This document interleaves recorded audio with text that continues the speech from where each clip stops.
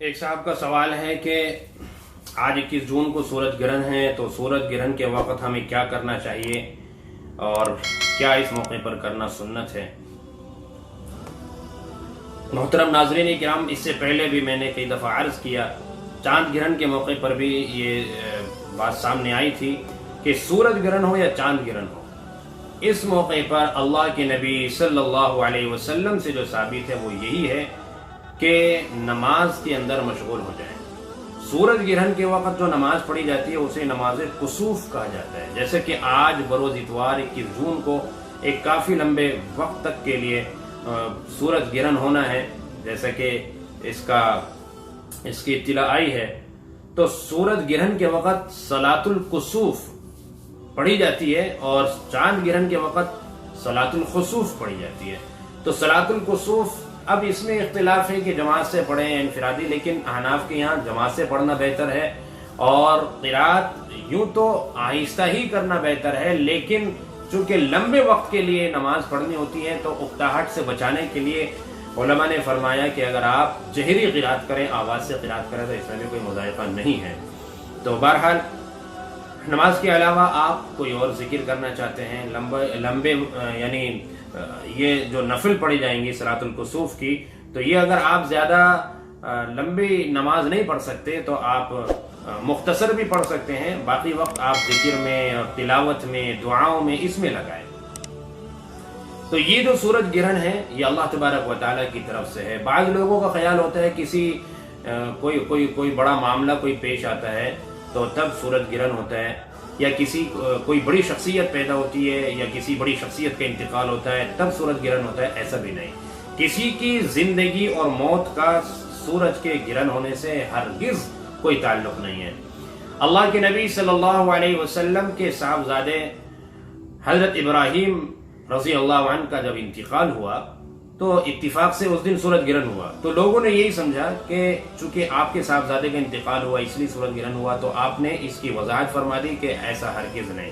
یہ تو اللہ تبارک و تعالیٰ کی نشانیوں میں سے اللہ کی ایک نشانی ہے، سورج گرہن کا ہو جانا اللہ کے حکم سے ہوتا ہے، زندگی موت سے اس کا کوئی تعلق نہیں ہوتا۔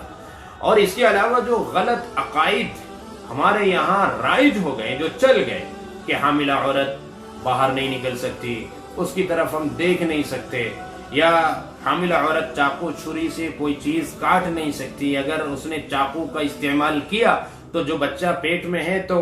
اس کے اندر کوئی نہ کوئی نقص پیدا ہو جائے گا، تو یہ خیالات فاسدہ ہیں، باطل خیالات ہیں،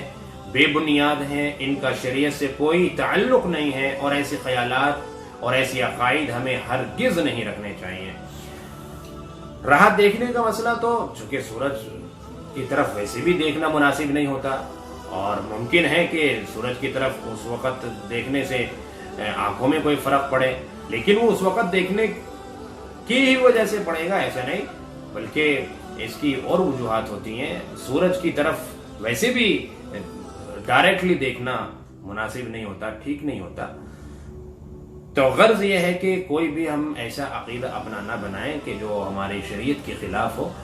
سب کچھ اللہ کے حکم سے ہوتا ہے، اور بلا ضرورت گھر سے باہر نکلنے کو تو کہا ہی نہیں جا رہا ہے نا۔ جو سنت ہے، اگر ہم سنت کے مطابق اس وقت کو گزاریں تو ہم ان تمام خرابیوں سے بھی بچ سکتے ہیں، ہمارا عقیدہ بھی صحیح سلامت رہ سکتا ہے۔ جب ہم سنت کے مطابق وقت گزاریں گے، نفل میں، تلاوت میں، ذکر میں، تو باہر بھی نہیں نکلنا ہوگا اور کسی دوسرے کام میں بھی نہیں مشغول ہوں گے، نہ چاقو چلانا ہوگا، نہ چھری چلانی ہوگی، سب چیزوں سے بچے رہیں گے، تو ہم نماز میں مشغول رہیں۔ بعض لوگوں سے تو یہ سنا ہے کہتے ہوئے کہ حاملہ عورت کو تو سیدھے لیٹا رہنا چاہیے جب تک سورج گرہن ختم نہیں ہوتا اس کا،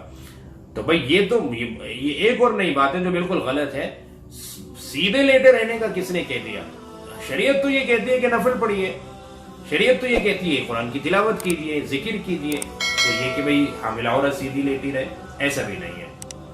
تو خیر، اللہ تبارک و تعالیٰ سے دعا بھی کریں، اللہ تبارک و تعالیٰ آج جو یہ سورج گرہن ہو رہا ہے 21 جون 2020 میں، تو اللہ پاک اس میں اگر اس سے کوئی خرابی اگر پیش آنے والی ہو تو پوری امت کی اس سے حفاظت فرمائے، اور کوئی نفع اللہ پاک نے اگر اس کے اندر رکھا ہے تو وہ نفع اللہ تبارک و تعالیٰ پوری امت کو عنایت فرمائے. ہمیں تو یہ دعا کرنی چاہیے اور اللہ تبارک و تعالیٰ کی اس عظیم نشانی کو دیکھ کر ہمیں اپنے ایمان میں تازگی پیدا کرنی چاہیے اور اپنے ایمان کو اور مضبوط کرنے کی ضرورت ہے کہ اللہ کیسے عظیم قدرت والے ہے. اتنا بڑا سورج جو زمین سے کروڑوں گنا بڑا سورج ہے اور جس کے اندر اتنی چمک اور دمک ہے اور اتنی تپش اور تیز گرمی ہے، تو ایک وقت آتا ہے کہ اس کی گرمی اور اس کی یہ چمک اور اس کی یہ روشنی بھی ختم ہو جاتی ہے. جو سورج دوسروں کو روشنی دیتا ہے، چاند کو روشنی دیتا ہے، آج اسی کی روشنی ختم ہو گئی تو کون ہے جو یہ روشنی ختم کر رہا ہے؟ یہ ختم کرنے والا اللہ تبارک و تعالیٰ ہے. تو اس سے پتا چلا کہ سورج دیوتا نہیں ہو سکتا، سورج کسی کا خدا نہیں ہو سکتا. اگر یہ دیوتا ہوتا، اگر یہ خدا ہوتا تو یہ پاور فل ہوتا اور اس کی روشنی اس طرح ختم نہ ہوتی. یہ آج بے بس ہے، آج گرن لگ گیا اس کو، آج یہ بے بس نظر آ رہا ہے اور لاچار نظر آ رہا ہے کہ روشنی اس کے قابو میں نہیں ہے، کوئی اور ہے جو اس کو چلا رہا ہے. یہ ساری باتیں ہمیں اس سے پتہ چلتی ہے اور ہمارا ایمان الحمدللہ تازہ ہوتا ہے اور اس کے اندر اضافہ ہوتا ہے. اللہ پاک تمام باطل خیالات سے، باطل عقائد سے ہم سب کی حفاظت فرمائے.